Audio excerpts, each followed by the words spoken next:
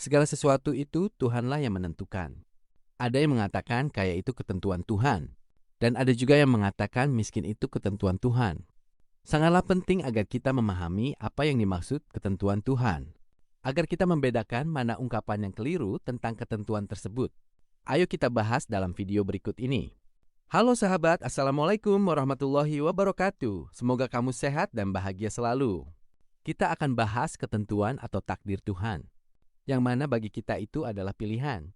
Segala sesuatu itu Tuhanlah yang menentukan, juga disebut takdir Tuhan. Miskin, kaya, susah, senang, sampai surga dan neraka, Tuhanlah yang menentukan. Tidak ada sesuatu yang terjadi kecuali Tuhan sudah tentukan itu semua. Namun kamu janganlah keliru tentang ketentuan tersebut, sebab semua itu dalam bentuk pilihan.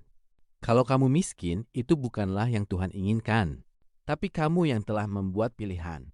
Kita buat pemisalan. Ada seorang anak yang hidup dalam naungan ayahnya.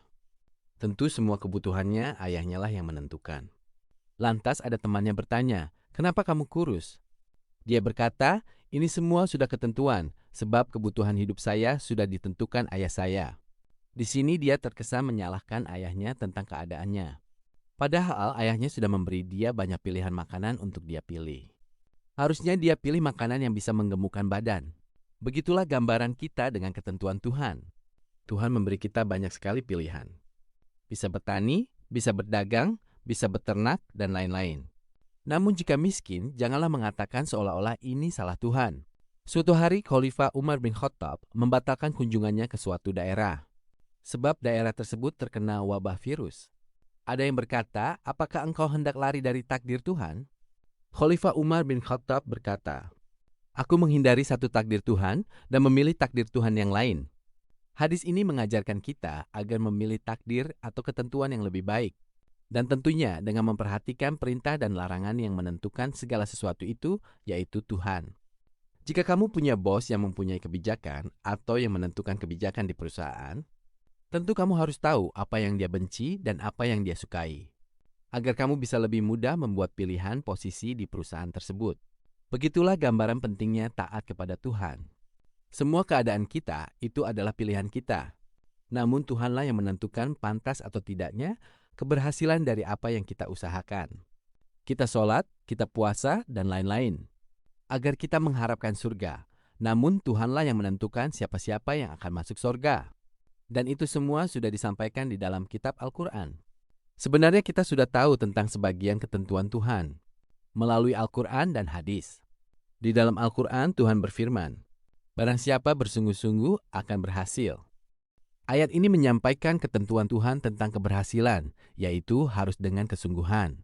Namun kita perlu untuk memahami kesungguhan dengan benar, agar tidak keliru. Kalau kita perhatikan dengan teliti, semua keberhasilan itu pasti dengan kesungguhan. Janganlah tergiur pada yang haram, yang tampak mudah, yang haram pun tidak akan berhasil kalau tidak ada kesungguhan. Sebaliknya, yang sepele pun bisa berhasil kalau dengan kesungguhan. Lihatlah orang yang menjual air putih pun bisa jadi perusahaan yang besar. Ini bukti kebenaran firman Tuhan. Barang siapa bersungguh-sungguh akan berhasil. Di dalam Al-Quran, Tuhan berfirman, "Jika manusia mendapat apa yang disukainya, dia katakan itu dari dirinya. Dan bila mendapat apa yang dibencinya, dia katakan ini dari Tuhan." Ayat ini menyinggung tentang takdir atau ketentuan Tuhan yang ada pada kita manusia. Cobalah kita tanya orang yang kaya, apa yang membuat dia bisa kaya? Dia akan menjawab, ini sebab kepintarannya, sebab dia hemat dan dia rajin usaha. Tapi cobalah kamu tanya orang yang hidupnya miskin, dia akan berkata, ini semua sudah takdir Tuhan.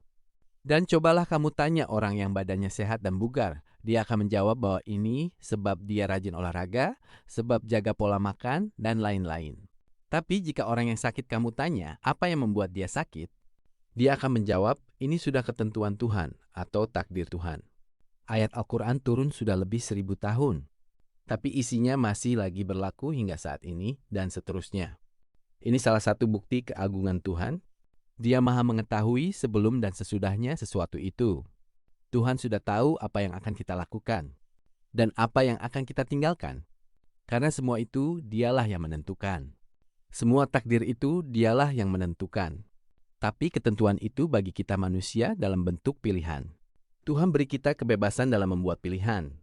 Maka janganlah kita mengira kalau kita dalam kesusahan itu adalah keinginan Tuhan. Memang susah atau sulit itu adalah takdir Tuhan, tapi Tuhan tidak suruh kita pilih takdir tersebut. Hal ini jelas sebab banyak ayat Al-Quran yang menyuruh kita agar berusaha. Kalau kita tidak bisa memilih, tentu ayat itu tidak disampaikan. Sebab sia-sia jika kita berusaha. Di dalam Al-Quran, Tuhan berfirman, "Jika engkau selesai dari satu urusan, maka bergegaslah untuk urusan yang lain, dan hanya kepada Tuhanmu lah engkau berharap." Di ayat yang lain, Tuhan berfirman, "Bekerjalah wahai keturunan Daud, sebagai bentuk syukur kepada Allah." Ayat-ayat ini menyuruh agar kita berusaha, agar bergeser kepada takdir yang lebih baik. Demikian juga sorga dan neraka, itu adalah ketentuan Tuhan. Namun Tuhan menginginkan agar kita memilih surga dengan jalan yang sudah diajarkan melalui Al-Quran dan hadis. Tentulah dengan kesungguhan, dengan yang sudah diajarkan dalam Al-Quran dan hadis tersebut. Ada juga pertanyaan, mengapa Tuhan masih letakkan kita di dunia? Kenapa tidak langsung saja ke surga atau neraka? Tuhan kan sudah tahu siapa yang akan masuk surga dan siapa yang akan masuk neraka. Dan juga Tuhan sudah tentukan siapa-siapa yang akan masuk surga. Dan sudah menentukan siapa-siapa yang akan masuk neraka. Untuk menjawab ini, kita buat pemisalan. Ada seorang ahli mekanik atau pandai perbaikan motor. Dia punya anak didik di bengkelnya. Setelah melihat dengan seksama anak didik tersebut, dia dapat menilai siapa-siapa yang akan bisa jadi mekanik dan siapa-siapa yang akan gagal. Kalau dia langsung vonis dan berkata, "Kamu dua orang tidak akan bisa lulus, maka kamu keluar saja." Apa kira-kira tanggapan dua orang tersebut? Tentu dia akan berkata, "Buktikan dulu kalau memang saya tidak bisa." Dan kalau dia vonis bisa dan berkata, "Kamu dua orang lulus saja, sebab kamu sudah pasti bisa jadi mekanik." Lalu, apakah dua orang tersebut memang sudah bisa jadi mekanik? Ataukah cara yang baik dan adil itu menjalani proses belajar sampai selesai? Begitulah gambaran jawaban tentang pertanyaan di atas. Tuhan kan sudah tentukan siapa-siapa yang akan masuk surga dan juga sudah tentukan siapa-siapa yang akan masuk neraka. Sebenarnya kita sudah tahu dan diberitahu siapa-siapa yang akan masuk surga dan siapa-siapa yang akan masuk neraka. Agar kita memilih ketentuan jalan menuju surga dan menghindari jalan menuju neraka. Bersama dengan orang-orang yang memilih jalan kepada surga tersebut.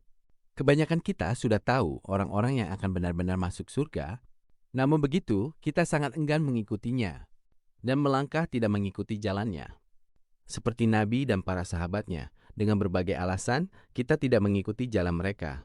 Seharusnya tidak ada alasan kecuali kelemahan dan terus berusaha walau dalam kesulitan mengikuti jalan tersebut. Dan memohon pertolongan kepada Tuhan, sebab dialah yang menentukan setiap keberhasilan.